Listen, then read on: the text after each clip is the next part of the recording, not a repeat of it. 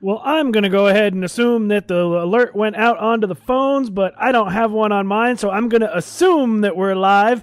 So here we are, ladies and gentlemen. Assalamu alaikum.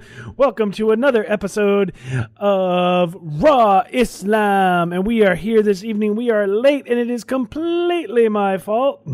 Mostly because technology making our lives easier since the 1970s. Yeah, right. I got caught in an update cycle, and that's why we're late. But we're here now, and that's all that matters. And since we are running late, ladies and gentlemen, the hardest working imam that I know, Imam Azhar. Assalamu alaikum. Greetings of peace and blessings be upon you, to our listeners and your families around the world. We welcome you for another episode of Raw Islam, where we hope to spark conversation and address contemporary issues and to make conversation and thinking contagious in our world today. That being said, we're going to go right into it. Season 2 episodes are on its way, and what we want to address in these episodes is we want to engage with you as our listeners.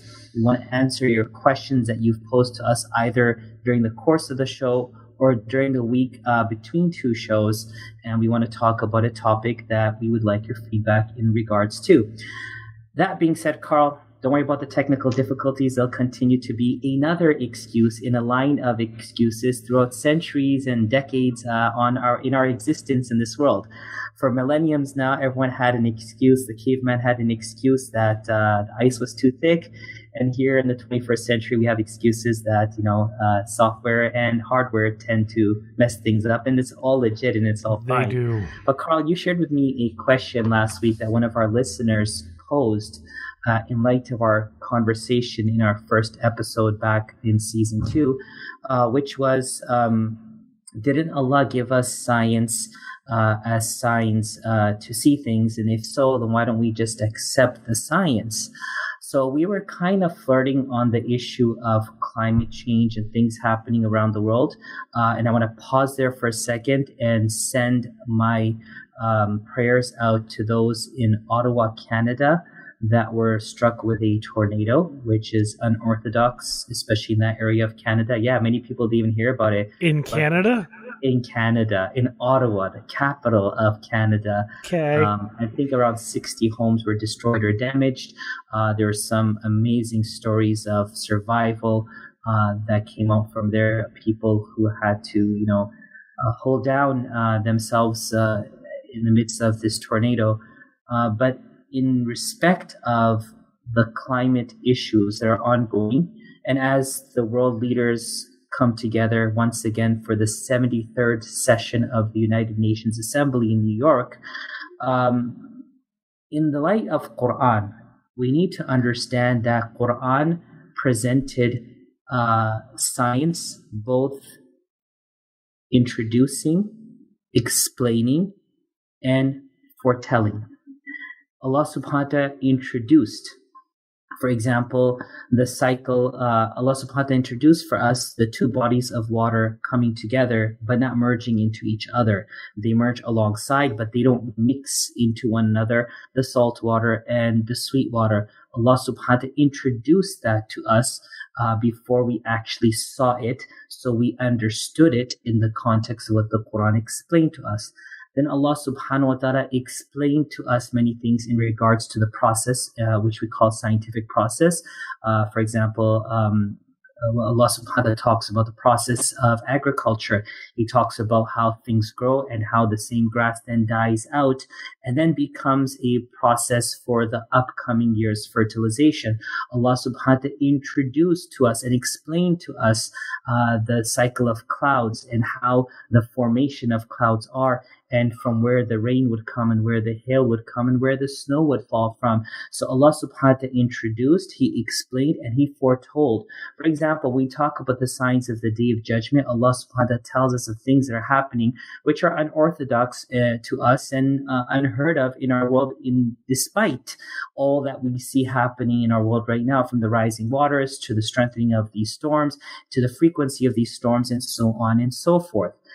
Nevertheless, I don't think we should use science as the foundation and the source of legitimacy. Rather, as a Muslim, we acknowledge science, we accept science, but we use Allah, the Lord, as the supreme source and the only source, because He's the one who introduced science to us. He's the one who explained the basics of things to us. And He also told how these things will get to the point that He had described it and foretold.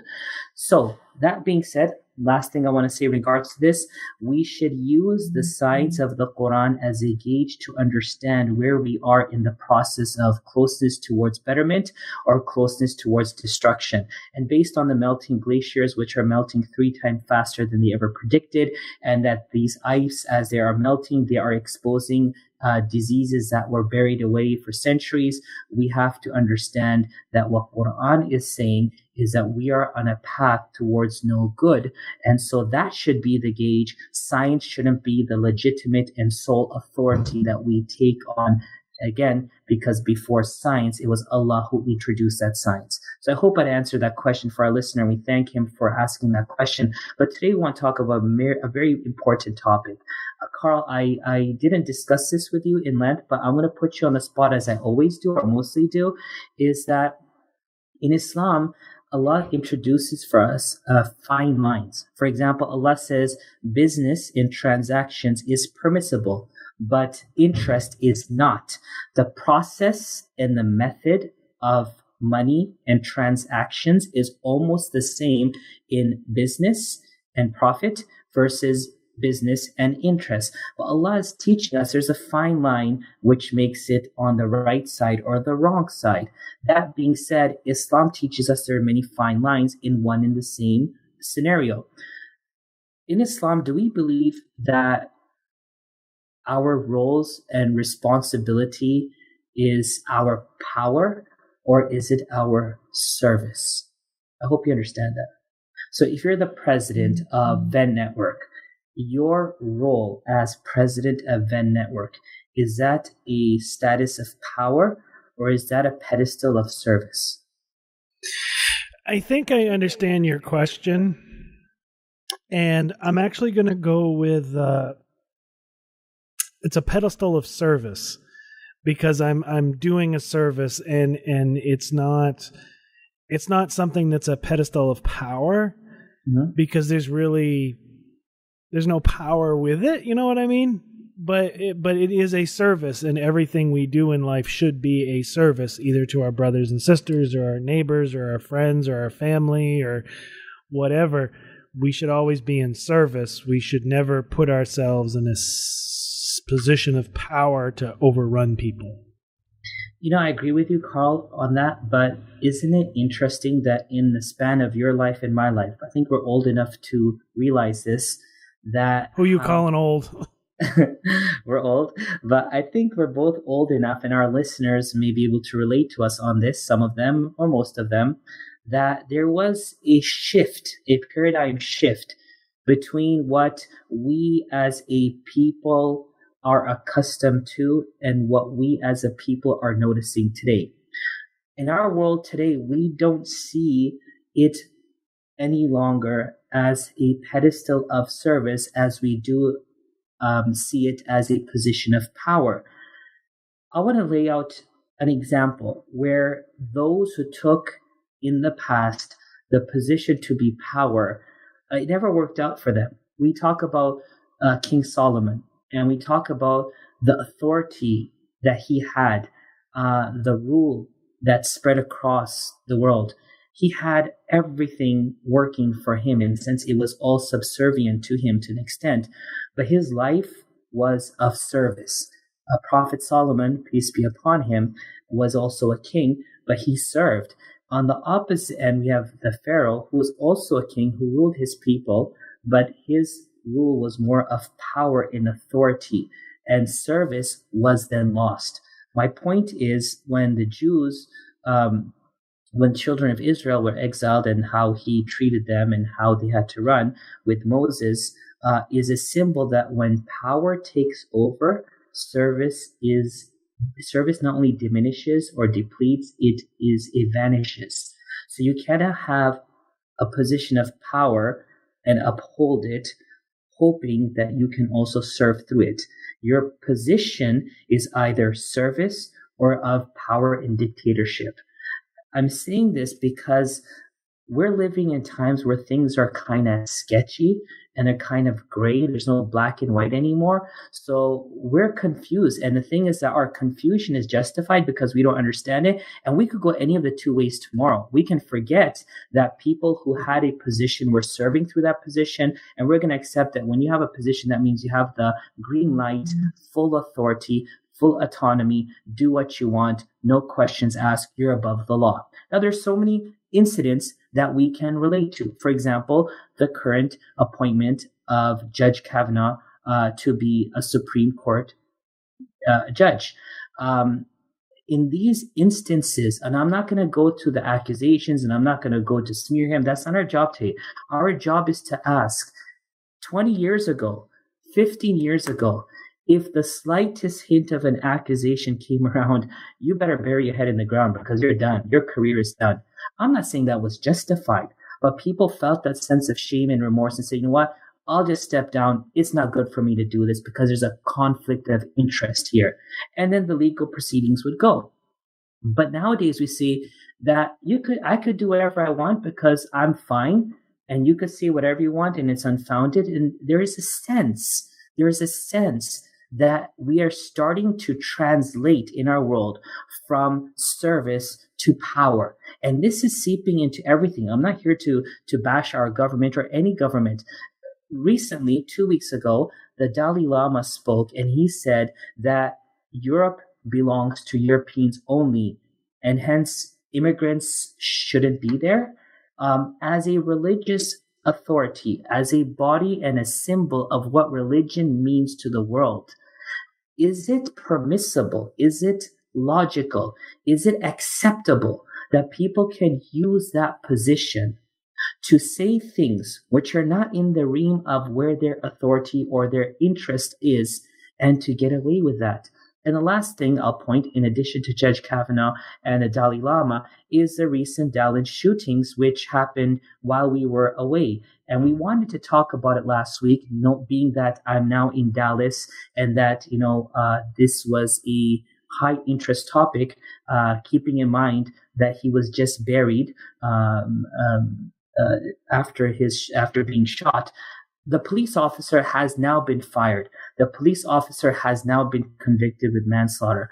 But I need to ask us, and I need us to ask ourselves and ask our circles, are we going down the right course where people who have authority, may they be police officers, government officials, religious leaders, that can use their pedestal of service to become a post of power where there is a seemingly growing understanding that you're above and beyond the law of God and beyond the law of humans, and that you can do what you want to? Because, Carl, I'm going to throw it back to you because I've been talking for too long.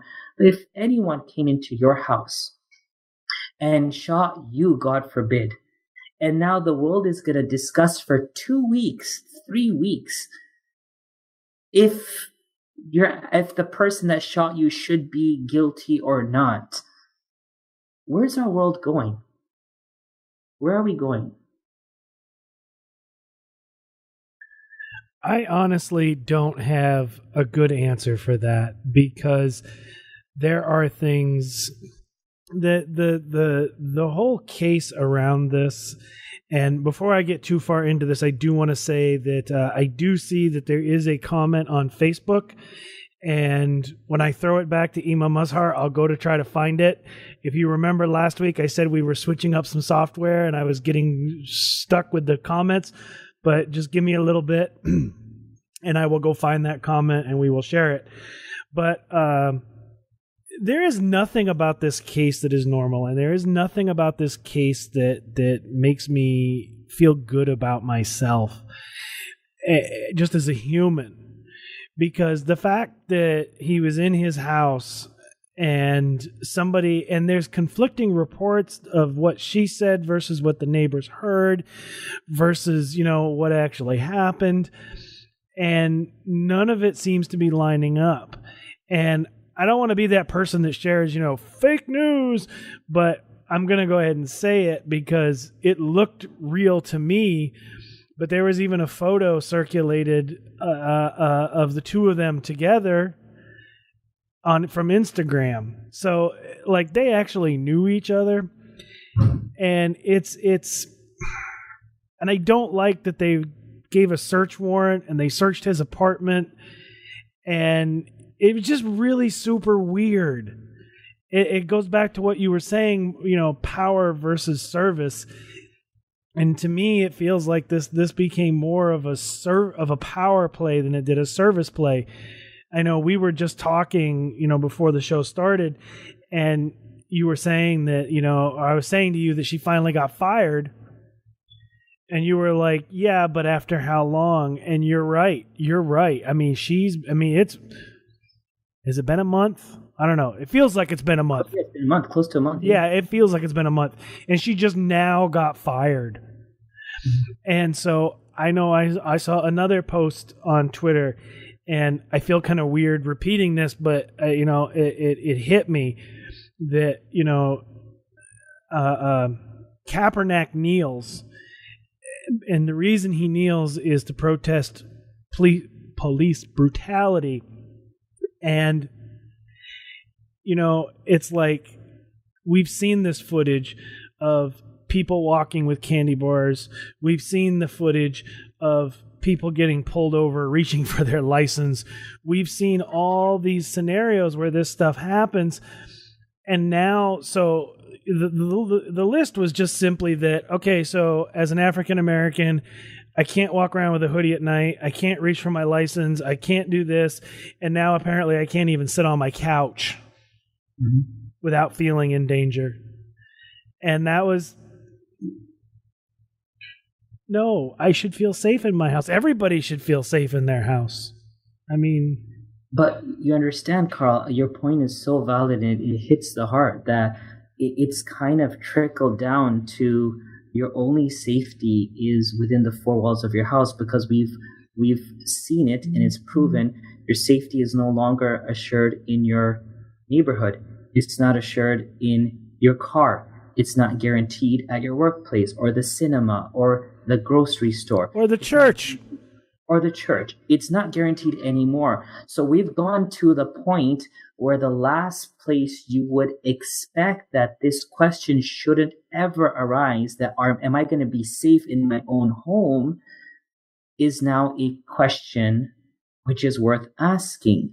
But see, Carl, the beauty of why we're having this conversation is because many are not having conversation at all. And when conversation stops, then the norm changes. The morals and ethics are switched over. Good becomes bad, bad becomes good. Evil is accepted, goodness is deplorable. And these are signs that the Prophet Muhammad, peace be upon him, told us in Islam that these times will come. And so as a Muslim, we don't take it for face value. It's written, it's going to come and it's going to happen. We need to go into the depths of understanding why would it happen and how would it happen. And guess what? We're seeing how it's happening and we're seeing why it's happening. How it's happening is because service has now taken the post of power. And those who have acknowledged directly or indirectly that they're in a post of power, maybe law enforcement, maybe government, maybe religion, whatever it may be, that there is a seemingly distinct level that is above and beyond the normal person and above and beyond the law. How it's going to happen is when these conversations are accepted, when these excuses are granted, when these thoughts become prevalent in our societies, that, hey, you know what? It might be more to it. Let's just think about it and let's let things happen. No, it doesn't. It's very, very simple. You're trying to break down someone else's house's door. How do you not know that that was not your house? Well, maybe because you were drunk or you were high. If you're drunk and you're high and you're coming back from work, that in itself is already a problem. And then after the person opens the door and you shoot the person, brothers and sisters, my friends and listeners, we have a problem in our society. And the thing is, those who feel that what they believe is right are now silent. while those who know and those who knew what they believe was misconstrued, was ideologically wrong, which was morally corrupt, are now speaking. So what's happening is their voices are and their sound bites are getting more exposure, while those who understand it's not right, their silence is becoming more eerie. So at the end of the day, Carl, it's a very simple thing. Our goal today was to address a very simple problem and a very simple question. People who are serving in any capacity, every single one of us is serving somewhere, somehow. It's a responsibility. It's not power. It doesn't make us better. It makes us amongst the people, and it makes us one of the masses. It gives us more, it holds us to a higher standards, and it makes us more accountable. That being said, none of us should abuse our religious authority. None of us should abuse our work authority. None of us should abuse our society position. It's only because tomorrow it's going to come back to haunt us. And I'll say one more thing before we could take anything from our listeners, Carl, is that we are gearing up next month to go to the Parliament of World Religions in Toronto. And I'm following Parliament of World Religions on Instagram, and I just saw an amazing quote, like, how much more do the signs have to become apparent? I'm just paraphrasing, for us to realize that by us hurting the environment, we are hurting ourselves. Meaning, because the perpetrators are perpetrating such a crime through whatever legalities are out there for them to do so, let it be known they're not going to survive with dirty water. They're not going to survive with polluted air. They're not going to survive with land that's not going to be able to grow crops. So guess what? Some will die first, some will die after, but no one's going to get to Mars. Let me just say that. Let me put it out there for anyone listening 20, 30 years from now. No one's going to get to Mars. We're not going to inhabit the place. We could get there. We could check it out, but we're not going to. Why? Because according to different versions, I believe the world is maybe 30,000 years old. Some believe it's millions, some believe it's more. I say 30,000 based on the fact that Moses was around 6,000 years ago, Noah maybe a few thousand before that, Adam a few thousand before that, added a few more numbers, doubled it up, say 25,000 years. That's my biblical Quranic mentality. You want to go millions and billions of years. Were people that crazy or dumb that they never understood that there was things outside of this earth? They knew it. In Islamic sciences, they used to teach astronomy with great detail, and that's how these universities in Fas, in Morocco, in Egypt, and all the universities that were established in the Eastern world before they came to the Western Hemisphere, they were teaching these things. We know what's out there, but we know this is ours. And if we can't keep this up, doesn't matter where we go, we're going to destroy every step we take.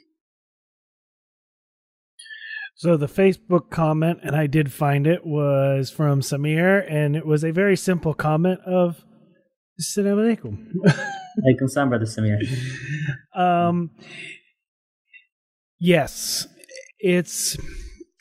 we are doing it to ourselves, and we do need to take better care of the world around us. I know that, we've spoken in the past, even on this show, where we've talked about, being good stewards and taking care of things and, returning things as you found them. But we're really not doing that. And it baffles me. Every time I see something, it baffles me that, we're going to go back to coal. We're going to remove all the restrictions from, EPA clean water. And is it North Carolina? I think maybe it was South Carolina. There's a ash pool where they dump all the refuse from some of the mills, and it's super nasty water. It's poisonous. And right now they're trying to figure out if the continuous flooding from Florence is going to hit this pool, because if it does, all the water is contaminated and none of it's drinkable. And so it's one of these things that we continuously do this to ourselves. And I will say that I was real happy seems like what you'd call a stretch goal. Mm-hmm. But I was real happy to see California say that by 2040, we're off the grid. We're done. Mm-hmm. We're going to have solar. We're going to have wind. We're done. Mm-hmm. And that made me feel good. I'm like, oh, maybe there's some hope. Maybe we're not going to ruin the planet. I know one of my favorite tweets that I saw this week was, what if Mars looks like that because we used to live there, we ruined that planet, and we came here to start over again? That's amazing. That's an interesting way of thinking about it. And again, California has also, I think by 2020, banned all straws, because those plastic straws are not only contaminating and polluting our earth, but they are becoming a hazard to our fish and our sea life and our wildlife. But Carl, you know what? As we close on today's show, and we take these pointers into our heads and start thinking about it, our approach to our listeners is one thing: make conversation contagious amongst yourselves. Let's stop the Fortnite. Let's stop all the other waste of time. And actually, I think we should talk about Fortnite next week and how in Britain it's a cause of many divorces, and people are reevaluating if Fortnite should continue to happen because it's disruptive to schools and to workplaces. In actuality, the school my children went to last year, the teachers, the students, the parents, the children, the wives, the husbands, the father, the mother, everyone was playing Fortnite. It's crazy. Either you're going to use your energy to become productive, or your energy will be wasted, and thus you will be counterproductive. We don't have that choice in this world, especially as Muslims. We have been sent to be productive. We've sent to be facilitators of solutions, and we have been sent to make the earth and our world and our lives and our communities better. So, Carl, let's make conversation contagious. Let's continue to focus on what's happening here, and let's uphold the values. Even though the people around you are dismantling them, you uphold them. They will resort back to you tomorrow to guide and lead them towards what's right. So before I do our official sign off, I will just officially say, back off of the video games, man. Amen. No, I'm talking to you. You leave the video games alone, man. Bro, I don't play video games. Let that be a testimony. And I thank my parents for that. They never got us a Nintendo. They never got us an Atari 64. They never got a Sega Genesis. So we never had those things. And thank God I'm not addicted to any. In actuality, I may be considered old school because I don't know how to play many of them. And my kids have a Wii Sports and they do their stuff, but I even don't know how to do that. So yes, I'm a caveman in comparison to this generation. But guess what? I'm proud to be that caveman because I know what addiction in Islam to anything does to a person. So if you can't find the balance, then it's a problem. That's the message. You stole my line from me. I was going to say that as the Prophet said, everything in moderation. So, but with that, ladies and gentlemen, we have reached the end of another episode of Raw Islam with Imam Azhar. We want to thank everybody for joining in with us this evening. We want to thank everybody for your likes, your shares, your comments. Hold on. We got one more comment on the Facebook page.